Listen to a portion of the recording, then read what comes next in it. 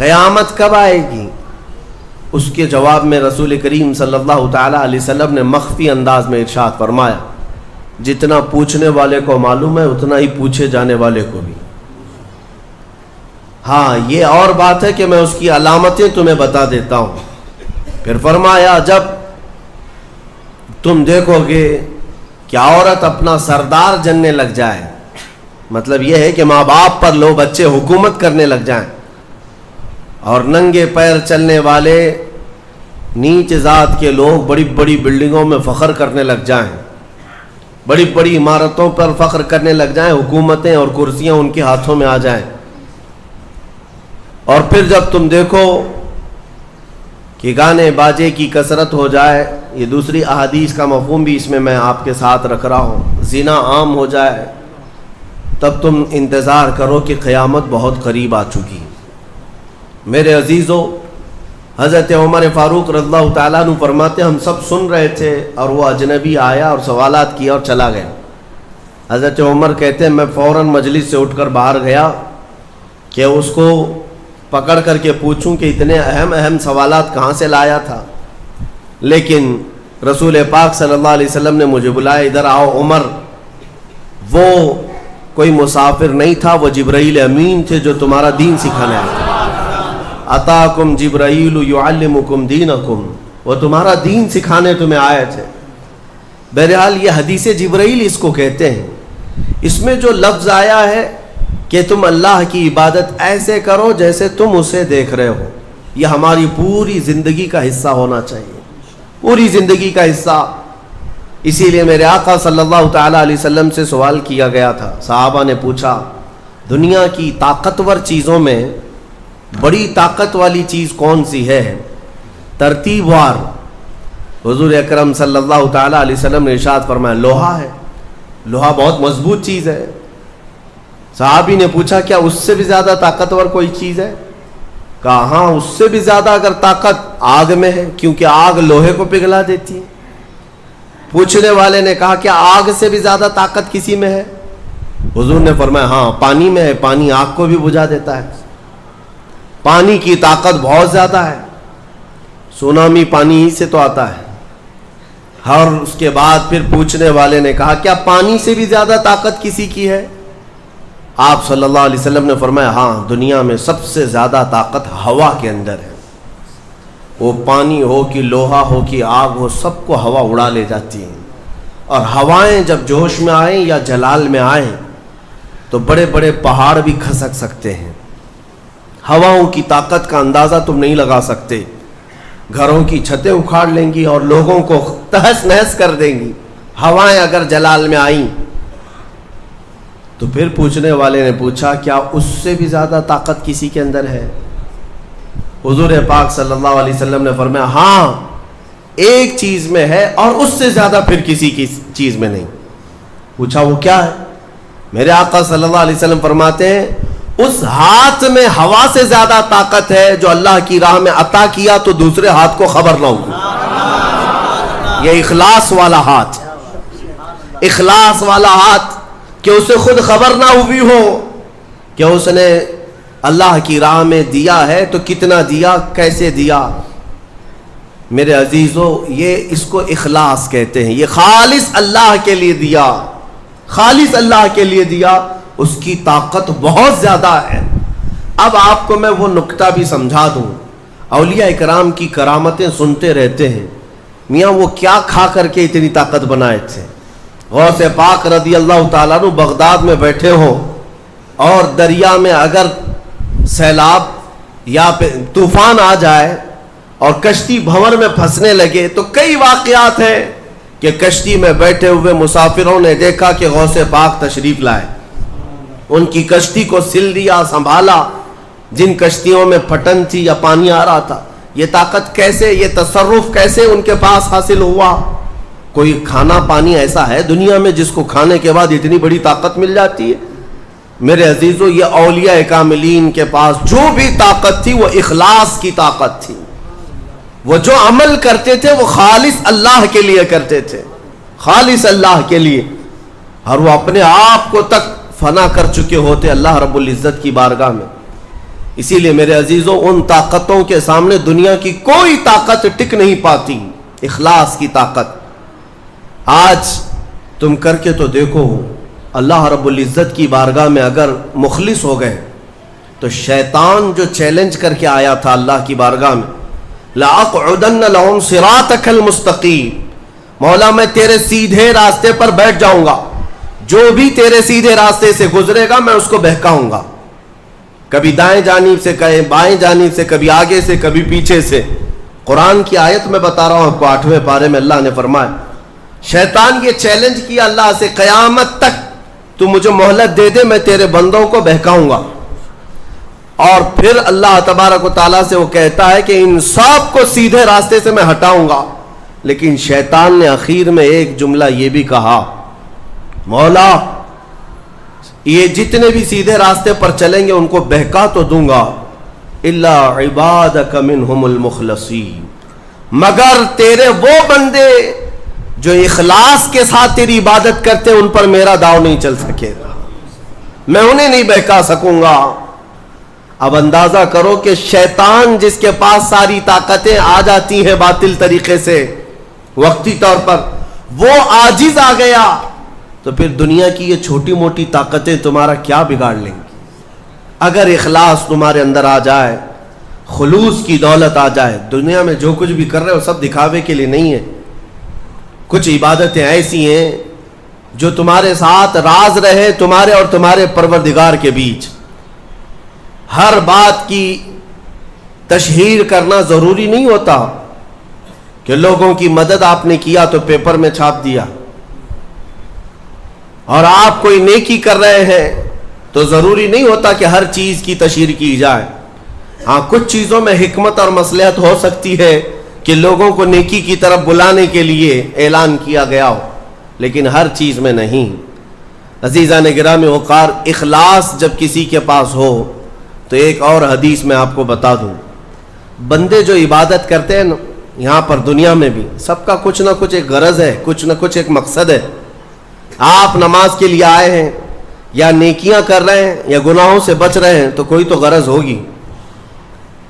حدوں میں سے ایک چیز ہوگی, جہنم کا خوف ہوگا, اللہ کے عذابات سے ڈر لگتا ہوگا, اس لیے نماز پڑھ لیتے ہیں, پوری اپنی صحیح کر لیتے ہیں. یا تو پھر جنت کی نعمتوں کا شوق ہوگا کہ جنت میں جانا ہے, صحابہ تابعین اولیاء کاملین کے پڑوس میں رہنا ہے. یا تو شوق ہے یا تو ڈر ہے, اور یہ دونوں چیزیں بندے کو عبادت کرواتی ہیں. قیامت کے دن کے متعلق حدیث میں ملتا ہے, جب بخشے گئے ہوئے لوگ جن کو جنت بھیجا جا رہا ہے, جنتیوں کی بات کر رہا ہوں, عام کی نہیں, تو اس میں 3 کیٹیگری ہوں گی. ایک جماعت ہوگی جن سے اللہ تعالیٰ فرمائے گا کہ اے بندو تمہارے اوپر آج جنت کھول دی گئی, تم بخش دیے گئے ہو, تم عبادت کرتے تھے دنیا میں, بتاؤ کیوں کرتے تھے؟ وہ بندے کہیں گے کہ مولا تیری جہنم سے بڑا ڈر لگتا تھا, اس کے عذابات کا خوف تھا, اس لیے ہم عبادت کرتے تھے. رب تعالیٰ فرماتا ہے کہ جس چیز سے تم ڈرتے تھے میں نے آج بچا لیا, جاؤ میری جنت میں. ان کو جنت بھیج دیا جائے. دوسری ایک جماعت, ان سے رب تبارک و تعالیٰ پوچھے گا تم کیوں عبادت کرتے تھے, تم بھی جنت کے مستحق ہو گئے ہو, آج بخشے گئے ہو. وہ لوگ کہیں گے کہ مولا ہمیں تیری جنت کی نعمتیں سننے کے بعد اس قدر شوق تھا کہ ہم وہ نعمتیں حاصل کرنے کے لیے دن رات عبادت کیے, ذکر کیے, تسبیح پڑھے, اور آج کامیاب ہوئے. رب تعالیٰ فرماتا ہے میری جنت کی خواہش کرنا بھی نیکی ہے, جاؤ میں تمہیں جنت دیتا ہوں. وہ بھی جنت میں چلے گئے. تیسری جماعت تھی, ان سے پوچھا جائے گا تم کیوں عبادت کرتے تھے, تم بھی آج جنت کے مستحق ہو گئے. وہ کہیں گے کہ مولا ہمیں تیرے جہنم کے عذابات کی بھی پرواہ نہیں, اور نہ ہی تیری جنت کی نعمتوں کی خواہش, بلکہ ہم تو صرف اور صرف تیری رضا کے لیے کرتے تھے, تو راضی ہو جا, ہم جنت و دوزخ کے لیے نہیں. تو رب تبارک و تعالیٰ فرماتا ہے کہ یہ میرے مخلص بندے ہیں, خالص پیور اللہ کے لیے کرتے تھے. رب تعالیٰ فرماتا ہے جاؤ میں تم سے راضی ہو گیا, تم بھی جنت میں. جنت میں جانے کا حکم دے دیا جائے, لیکن فرمایا گیا وہ جماعت رک جائے گی, وہ کہیں گے نہیں ہم جنت میں نہیں جائیں گے. ایسا بھی کوئی ہے؟ وہ کہیں گے کہ مولا اگر ہم جنت میں جائیں گے تو اندر جو جنتی ہیں وہ ہمیں تانا ماریں گے تم بھی جنت کے لیے کرتے تھے اور بولے کچھ اور ہو. بدلہ تو تم نے بھی لے لیا عبادتوں کا, ہمیں اپنی عبادتوں کا بدلہ نہیں چاہیے. رب تبارک و تعالیٰ فرماتا ہے میری رضا یہی ہے کہ تم جنت میں چلے جاؤ, میں تم سے راضی ہو گیا. وہ پھر رکے رہیں گے کہ مولا ہم نے جنت کے لیے نہیں تیری رضا کے لیے کیا ہے. پھر حکم ہوگا فرشتوں کو کہ ان کے ہاتھوں اور پیروں میں بیڑیاں باندھو اور کھینچ کے جنت میں لے جاؤ. وہ ایک جماعت ایسی ہے. یہ کون لوگ ہیں جو مخلصین ہیں, خالصتاً اللہ کے لیے عبادت کرتے تھے. عزیزان گرامی وقار, جو اللہ رب العزت کے لیے کرنے والے لوگ ہیں اللہ تعالیٰ ان کو ہمیشہ ذلت اور رسوائی سے محفوظ رکھتا ہے. اخلاص. بنی اسرائیل میں ایک خاتون تھی اور اس کا بڑا گھرانہ تھا. اس کا باپ جو تھا وہ بڑا کنجوس اور بخیل آدمی, بڑے پیسے والا. ایک دن ایسا ہوا کہ یہ جو لڑکی تھی, جوان لڑکی, اس نے باہر ایک فقیر کو دیکھا جو بڑا مجبور تھا, ضرورت مند تھا. اس کو اٹھا کر کے اچھی خاصی دولت اپنے باپ کی دے دی. اور باپ کو پتہ چلا تو اتنا غصے میں آیا کہ میں پھوٹی کوڑی نہیں دیتا اور تو اتنی بڑی دولت اٹھا کر دے دی. اور غصے میں اپنی بیٹی کا ہاتھ کاٹ دیا. اس کا ہاتھ کٹ گیا. غصے میں تھا باپ, بخیل تھا, ہاتھ کاٹ دیا. بہرحال کٹے ہوئے ہاتھ کے ساتھ وہ رہنے لگی. تھی اللہ رب العزت کی رضا چاہنے والی. کئی دن تک اسی طرح گزر گئے. اب باپ بڑے پیسے والا تھا اس زمانے میں, وہ ہاتھ چھپا کر کے رہی. پھر اس کا رشتہ آیا ایک بہت بڑے خاندان سے, اور بڑے خاندان کا جو شہزادہ تھا اس نے پسند کر لیا. شادی کی ڈیٹ قریب آئی, ان لوگوں نے ہاتھ نہیں دیکھا, بس چہرہ اور باقی ساری چیزیں دیکھی, اور انہوں نے بھی چھپا رکھا کہ ہاتھ نہیں ہے. کٹے ہوئے ہاتھ کے ساتھ کون شادی کرے گا؟ بہرحال شادی ہو گئی. شادی ہونے کے بعد وہ گھر رخصت ہو گئی. اپنے نئے دولہے کے ساتھ وہ اپنے گھر پر بیٹھی ہے دسترخوان پر. وہ بائیں ہاتھ سے کھایا کرتی تھی, ایک ہاتھ تو کٹا ہوا تھا, چھپا کر کے رکھتی تھی. دسترخوان پر جب بیٹھی, اس کا نیا دولہا ہے, اس کے گھر والے, کھانے کے وقت اب ہاتھ نکالنے کی باری آ گئی. وہ بائیں ہاتھ سے کھا رہی تھی تو اس کے شوہر نے کہا کہ کیا سیدھے ہاتھ سے نہیں کھا سکتی؟ سیدھے ہاتھ سے کیوں نہیں کھا سکتی؟ اب اس کے رشتے کے ٹوٹنے کا وقت آ گیا تھا. اگر پتہ چلے تو دھوکہ کیا ہے, کٹے ہوئے ہاتھ کے ساتھ ہمارے ساتھ نکاح ہوا ہے. اس کے آنکھوں میں آنسو آئے. وہ ہاتھ اپنے کپڑے کے اندر ہی چھپائی رہی. اچانک اسے غیب سے ایک آواز آئی, اے میری بندی ہاتھ نکال. اس نے اپنے دوپٹے کے اندر سے ہاتھ نکالا تو سیدھا ہاتھ پورا صحیح سلامت تھا. پھر وہ زمانہ موسیٰ علیہ السلام کا تھا. ان کی بارگاہ میں حاضری دے کر اس نے اپنا یہ واقعہ سنایا. سیدنا موسیٰ کلیم اللہ فرمانے لگے, مولا نے مجھے یہ وحی دے کر بھیجا اور ارشاد فرمایا کہ اے موسیٰ ہم اس ہاتھ کو شرمندہ نہیں ہونے دینا چاہتے جو ہاتھ میری بارگاہ میں اخلاص سے اٹھاؤ. میرے عزیزو, یہ اخلاص کی دولت ہے. جو خالصتاً اللہ کے لیے کچھ کیا ہو, مولا اسے کبھی ذلیل نہیں ہونے دے گا, اسے بے عزت نہیں ہونے دے گا. اسی لیے کچھ کام ایسے کر جاؤ جو خالصتاً اللہ کے لیے ہو. رب تبارک و تعالیٰ کے لیے اب تک کیا کیا ہے اس کا بھی آپ کے پاس کچھ تو ہونا چاہیے. اگر اپنی زندگی میں آپ احتساب کریں, اپنا ہی محاسبہ کریں کہ میں جوانی سے لے کر اب تک جتنے کام کیا ہوں, کوئی کام ایسا ہے جو خالص اللہ کے لیے کیا ہو؟ رسول پاک صلی اللہ تعالیٰ علیہ وسلم کی ایک حدیث میں آپ کے سامنے عرض کرتا ہوں. اخلاص میں کتنی طاقت ہے وہ بتاتا ہوں. حضور اکرم صلی اللہ علیہ وسلم فرماتے ہیں, صحیح حدیث ہے یہ, 3 لوگ سفر پر تھے, 3 دوست تھے, یہ تینوں سفر پر تھے. اور یہ پہاڑوں کے راستے سے جا رہے تھے. ایک پہاڑ کے غار میں ان لوگوں نے پناہ لینے کے لیے تھوڑی دیر آرام کیا اور بارشیں شروع ہو گئیں, طوفانی بارش. اور ایسی بارشیں آئی کہ پہاڑ کے پتھر کھسکنے لگے اور ایک بہت بڑی چٹان کھسک کر کے یہ غار کے منہ پر آ کر گر گئی. غار بند اور یہ اندر 3 بیٹھے ہوئے ہیں. ہاتھ کے ہلانے سے تو پتھر جانے والا نہیں, ایک بڑی چٹان گر کر کے بند ہو چکی, ان کی قبر وہیں بننے والی. 3 لوگ ہلا کر کے کیا ہٹا سکتے تھے؟ اب تینوں لوگوں نے کیا کیا؟ میرے آقا صلی اللہ علیہ وسلم فرماتے ہیں تینوں رونے لگے کہ اب ہماری موت یہیں پر ہونے والی ہے, ختم ہے. لیکن اس سے پہلے چلو اللہ کی بارگاہ میں اپنی زندگی کی کوئی ایسی چیز ہو جو تم نے خالص اس کے لیے کیا تھا, اس نیکی کو وسیلہ بنا کر کے دعا کرتے ہیں, دیکھتے ہیں پتھر ہٹتا ہے کیا. تو تینوں نے اپنی اپنی زندگی کی ایک ایک چیزیں شمار کرنا شروع کیا. توجہ چاہتا ہوں. پہلے ایک بندہ سجدے میں گرتا ہے اور عرض کرتا ہے مولا تو جانتا ہے میری ایک بوڑھی ماں تھی, ماں کی خدمت بہت کیا کرتا تھا, ماں کی بہت تعظیم کرتا تھا. ایک دن رات کو جب میں گھر پہنچا تو میرے پاس صرف ایک روٹی تھی اور تھوڑا سا دودھ تھا. میرے گھر کے کئی بچے تھے, بچے بھی بھوکے تھے, لیکن میری ماں بوڑھی تھی. تو میں جب بھی گھر رات کو پہنچتا پہلے اپنی ماں کو کھلاتا, اس کے بعد اپنے بچوں کو کھانا دیتا. اس دن ایسا ہوا کہ میرے پاس صرف ایک روٹی اور تھوڑا سا دودھ تھا, ماں بھی بھوکی تھی اور بچے بھی. بچے آ کر لپٹ گئے, کہنے لگے کہ ہمارے لیے کھانا, بھوک کی شدت ہے. میں نے بچوں کو تھوڑی دیر کے لیے بٹھایا گھر کے باہر اور اس روٹی کو چور کر دودھ میں اپنی بوڑھی ماں کو کھلایا. میری بوڑھی ماں جو بھوکی تھی وہ پوری روٹی کھا گئی اور پورا شکم سیر ہو کر وہ دعا کرتے ہوئے سو گئی. اس رات کو میں بھی بھوکا رہا, میرے بچے بھی بھوکے رہے, ہمارے گھر میں اس کے علاوہ کوئی کھانا نہیں تھا.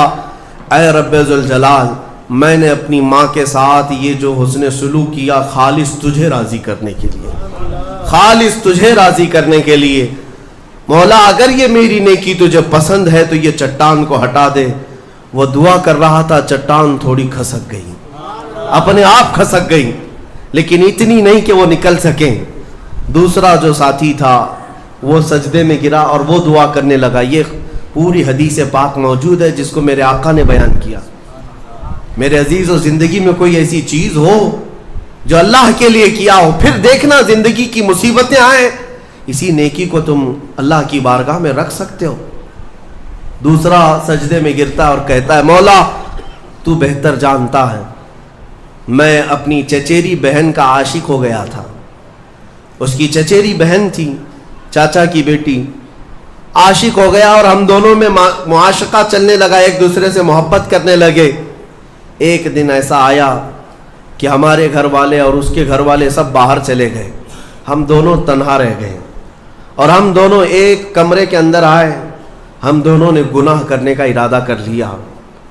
شادی تو نہیں ہوئی تھی, نکاح بھی نہیں ہوا تھا, دونوں کھڑے ہوئے, گناہ کرنے کا ارادہ ہی تھا کہ ہم دونوں کو اچانک خیال آیا میرا رب دیکھ رہا ہے. ہم کپڑے اتارے اس کے سامنے جو ہمارے دلوں کے حالات بھی جانتا ہے. تو وہ میری چچیری بہن وہ بھی رونے لگی, میں بھی رونے لگا اور ہم ایک دوسرے کو ہاتھ نہیں لگائے. مولا اس زنا سے اور اس بدکاری سے اگر میں بچا تھا تو میرے رشتہ داروں سے ڈر کر نہیں, خالص تیری رضا کے لیے کہ مولا کریم کے اس سلطنت کو میں اپنے گناہوں سے پامال نہیں کروں گا. تو جب یہ وہ کہنے لگا اور عرض کیا مولا اگر میں وہ رات گناہ سے بچاؤں, تیری بارگاہ میں میرا وہ بچنا پسند ہے تو اس چٹان کو تو ہٹا دے. حدیث پاک میں چٹان اور کھسک گئی. تیسرا شخص تھا وہ سجدے میں گرا اور کہنے لگا اے رب ذوالجلال تو بہتر جانتا ہے میں ایک زمین اور جائیداد کا مالک تھا, میرے پاس کئی مزدور کام کیا کرتے تھے اور ایک مرتبہ ایسا ہوا کہ میں مہینہ ختم ہوتے ہی سارے مزدوروں کو ان کی تنخواہ دے دیا کرتا. ایک مزدور ایسا ہے جو اپنی تنخواہ لیے بغیر چلا گیا. ایک مزدور تنخواہ لیے بغیر چلا گیا اور اس کی تنخواہ میں نے سنبھال کر رکھی اور اس سے ایک بکری خرید لیا. میاں لوگ تو کسی کی سیلری ہو دبا کر کے کھا جائیں گے, اور یہ حدیث پاک میں جس کے لیے کہا جا رہا ہے وہ بندہ کہتا ہے میں اس کی پوری تنخواہ سے ایک بکری خرید لیا, بکری کو پالنے لگا. وہ مزدور آیا نہیں, وہ مزدور چلا گیا, مہینوں چلا گیا. بکری کو میں پالتا رہا, بکری نے بچے دی, بچوں کے بچے ہوئے, بچوں کے بچے ہوئے. اے رب ذوالجلال تو نے اتنی برکت دی کہ اس ایک بکری سے ایک پورا میدان کئی ہزار بکریاں بھر گئی. کئی ہزار بکریاں کئی سالوں کے اندر. وہ ان بکریوں میں نہ کسی کو بیچتا تھا نہ کسی کو ذبح کرتا تھا, سب بکریاں رکھا. کئی سالوں کے بعد اچانک وہ مزدور واپس آیا اور اس نے آ کر مجھ سے کہا کہ مالک میں آپ کے ہاں خدمت کرتا تھا, آپ کو یاد ہے کچھ سالوں پہلے میں نے اپنی تنخواہ چھوڑ دی تھی, ایک مہینے کی تنخواہ نہیں لیا تھا. تو میں نے اس سے کہا کہ ہاں مجھے اچھی طرح سے یاد ہے, اور اس کا ہاتھ پکڑ کر کے ان بکریوں کے ریوڑ کے پاس لے گیا اور کہا یہ تیری تنخواہ ہے, یہ پوری تیری تنخواہ ہے. اس نے کہا میرے ساتھ کیا مذاق کر رہے ہو مالک, میری تنخواہ اتنی ہے کہ اس زمانے میں ایک بکری بھی نہیں آ سکتی. اس نے کہا ہاں بالکل تو صحیح کہہ رہا ہے, لیکن اس زمانے میں ایک بکری خرید لی میں نے, اور اسی بکری سے اللہ نے اتنی برکت دی, اس میں میرا ایک بھی حصہ نہیں. تیری ان بکریوں کا دودھ تک میں نے نہیں پیا, صرف اور صرف تیرے انتظار میں, اور یہ ساری بکریاں تو لے جا. اور وہ مزدور خوشی خوشی اپنے پورے ریوڑ کو, آج کے زمانے کے وہ کئی لاکھوں کی بکریاں ہوں گی, وہ مزدور لے گیا. اب یہ بندہ کہتا ہے اے رب ذوالجلال میں نے یہ امانت اگر سنبھالی تھی تو خالص تیری رضا کے لیے, مولا صرف تجھے راضی کرنے کے لیے, ورنہ پیسے کھا جاتا تو کون کیا کر لیتا, وہ مزدور کون سا وصول کر لیتا. کہتا نہیں مجھے یاد نہیں, اب میں پہچانتا بھی نہیں. نہیں مولا میں نے تیری رضا کے لیے کام کیا, اگر تجھے یہ پسند ہے تو یہ چٹان ہٹا دے. حدیث پاک میں ہے اس نے جیسی یہ دعا کیا پوری چٹان ہٹ گئی, پوری چٹان کھسک کر ختم ہو گئی, ان کا راستہ صاف ہوا.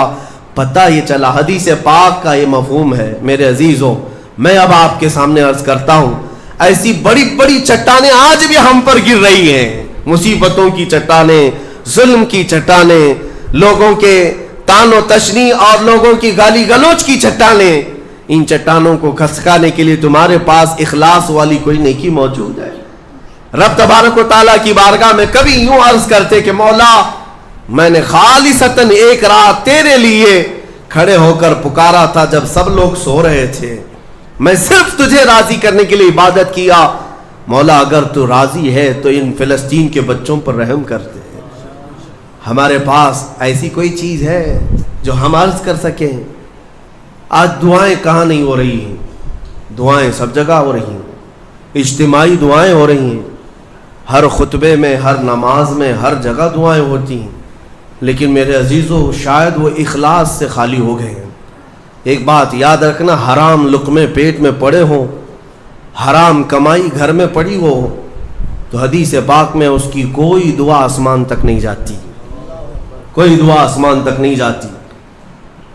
اور ان تمام چیزوں کی طرف کبھی خیال بھی نہ کرنا اور پھر یہ کہنا کہ ہماری دعائیں کیوں نہیں قبول ہوتی. اخلاص نہیں ہوتا, یا تو پھر دعا تو کرتے ہیں, کمائی بھی صاف ہے, حلال ہے, لیکن دعا کرنے کے وقت ایسا لگتا ہے جیسے کوئی ڈیوٹی ادا کر رہے ہیں, جلدی سے بھاگنا ہے. ہم تو دیکھتے ہیں نا, نماز میں ہاتھ اٹھانے میں بھی لوگوں کو شرمندگی ہونے لگتی ہے. کچھ تو مرے ہوئے ہاتھوں کے ساتھ دعا کر رہے ہیں, کچھ انگوٹھے پھوڑ رہے ہیں دعا میں. تم رب تعالیٰ کی بارگاہ میں مانگ رہے ہو, اخلاص اگر ہوتا تو تمہیں اپنے کی خبر نہیں ہوتی. اخلاص, دعا بھی تو رسمی طور پر مانگ رہے ہیں, امام اپنی دعا کر رہا ہے, مقتدی اپنے انگوٹھے پھوڑ رہے ہیں, یہی تو چل رہا ہے. کچھ انگلیوں میں کھیل رہے ہیں, کچھ اپنے ہاتھوں کو نیچے لٹکائے ہوئے ہیں.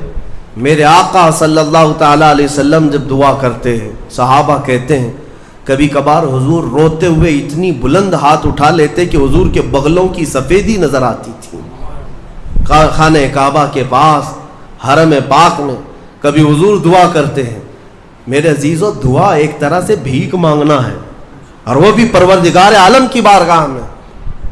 اور تمہارے انداز دیکھے جاتے ہیں, تمہارا اخلاص بھی دیکھا جاتا ہے. مانگنے میں ہی تم سیریس نہیں ہو, صرف رٹی رٹائی ہوئی چیزیں بولے جا رہے ہو, یعنی کسی نے یاد کرا دیا بس وہی بولے جاؤ. تمہارا دل کب کہہ رہا ہے, دل کی حضوری کے ساتھ کب کہہ رہے ہو؟ کچھ چیزیں خاص ہیں, صغیرہ کبیرہ ہمارے معاف کر دے, اس کو پتہ ہی نہیں صغیرہ کون ہے کبیرہ کون ہے. یہ تو رٹی ہوئی چیزیں بولے جا رہے ہو نا. اے اللہ ہمارے صغیرہ کبیرہ معاف کر دے. کیا ہے صغیرہ کبیرہ؟ کچھ پتہ نہیں, مولوی صاحب نے سکھایا تھا. دل کا جب حضور نہیں, دل کا اخلاص نہ ہو تو پھر کیا چیز مانگ رہے ہو اللہ کی بارگاہ میں؟ اخلاص یہ سب سے بڑی طاقت ہے. اگر یہ نہیں ہے تو عبادتوں کی جان ہی نہیں ہے. عبادتوں کی جان ہی نہیں ہے. عبادتوں کی جان اخلاص ہے.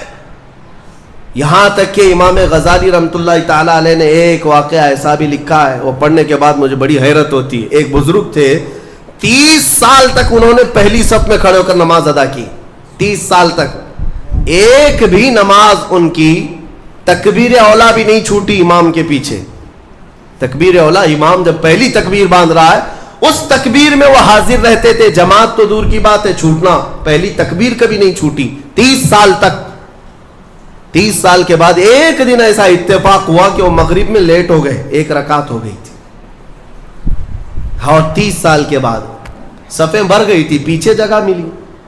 وہ آئے اور کہا آج اگر میں پیچھے نماز پڑھوں گا سب گھوم گھوم کے مجھے دیکھیں گے. 30 سال سے جو پابند تھا کہاں گیا کہاں گیا. ہوتا یہی ہے سب, وہ شرمندگی کے مارے کہ لوگ مجھے دیکھیں گے کیا سوچیں گے, گھر چلے گئے. گھر جا کر مغرب پڑھ لی. عشاء میں آنے میں پھر ڈر لگنے لگا کہ اب تو پوری نماز میں ہی نہیں گیا تھا, لوگ سوچیں گے. 30 سال کے بعد پہلی نماز آپ کی نہیں ہوئی ہے, کہاں گئے تھے کہاں گئے. عشاء میں بھی نہیں آئے, عشاء میں بھی نہیں آئے.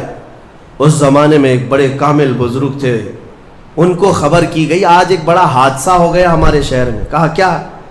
کہا فلاں بزرگ جو 30 سال سے مسجد میں تکبیر اولا کی بھی پابندی کرتے تھے آج وہ غائب ہے. تو اس بزرگ نے فرمایا چلو ہم ملتے ہیں. جا کر کے ملے کہ کیا ہے, طبیعت خراب ہو گئی, علیل ہو گئی, کیا ہوا؟ انہوں نے کہا کچھ ہوا نہیں, لیکن تھوڑا سا لیٹ ہو گیا مغرب میں, اور پھر پیچھے جگہ مل گئی 5-6 صفوں کے پیچھے. میں نے یہ سوچا کہ لوگ بعد میں کیا کہیں گے, لوگ کیا کہیں گے کہ اتنے سالوں کی پابندی کے بعد آج تمہاری پہلی صف بھی نہیں ہوئی, پہلی تکبیر بھی نہیں ہوئی. اس بزرگ نے کہا کس سے؟ 30 سال کی پابندی کرنے والے سے. کہا میاں جاؤ پچھلے 30 سال کی پوری نمازیں قضا کر لو, واپس دوبارہ پڑھ لو, اعادہ کرو. اس لیے کہ 30 سال جو تو نے پابندی کی نمازوں کی, وہ تو یہی سوچ کر کے کہ لوگ کیا کہیں گے. آج تیرے دل میں یہ جو خیال آیا کہ لوگ کیا کہیں گے مغرب کے پیچھے ہو جانے سے, اس کا مطلب ہے کہ 30 سالوں تک جو تو نے پابندی کی یہ لوگوں کے لیے کیا, اللہ کے لیے نہیں. جاؤ واپس لوٹاؤ 30 سال کی نماز سے. رونگٹے کھڑے ہو جاتے ہیں جب میں یہ پڑھا. واقعی میرے عزیزوں, اس بات کا خیال بھی نہیں آنا چاہیے ہمیں عبادتوں میں کہ لوگ ہمیں کیا کہیں گے. اللہ رب العزت کا ذکر ایسے کرو کہ مدہوش ہو جاؤ, صرف میرا مولا مجھے دیکھ رہا ہے, دنیا کیا کہہ رہی اس سے ہمیں کیا غرض ہے. آج یہی بیماری نے بہت ساری عبادتوں میں ہمارے خلل ڈال رکھا ہے, خلل ڈال رکھا ہے. تمہاری سنتوں سے دور ہونے کا ایک بڑا سبب بھی یہی ہے کہ لوگ کیا کہیں گے.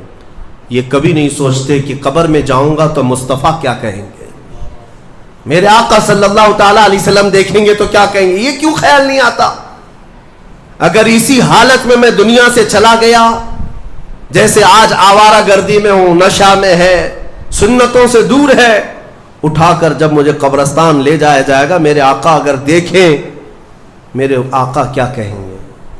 عزیزان گرامی وقار, بعض بزرگوں نے فرمایا ہے کہ کچھ لوگوں سے اگر حضور ناراض ہوتے ہیں تو یہ تک پوچھتے ہیں کیا تو میرا غلام ہے. اگر وہ کہتا ہے یا رسول اللہ آپ کے سوا کس کا غلام ہو, تو پوچھا جائے گا کہ تیرے پاس علامت کیا ہے غلامی کی, دلیل کیا ہے. اس کو بھی شیخ عبدالحق محدث دہلوی رحمۃ اللہ علیہ نے ایک واقعے سے نقل کیا ہے. اس لیے میرے عزیزو اعلیٰ حضرت نے جو فرمایا آج لے ان کی پناہ، آج مدد مانگ ان سے، کل نہ مانیں گے قیامت میں اگر مان گیا. اپنی عبادتوں میں اخلاص عطا کرو. آج کے زمانے میں سب سے زیادہ ضروری بھی یہ چیز ہے.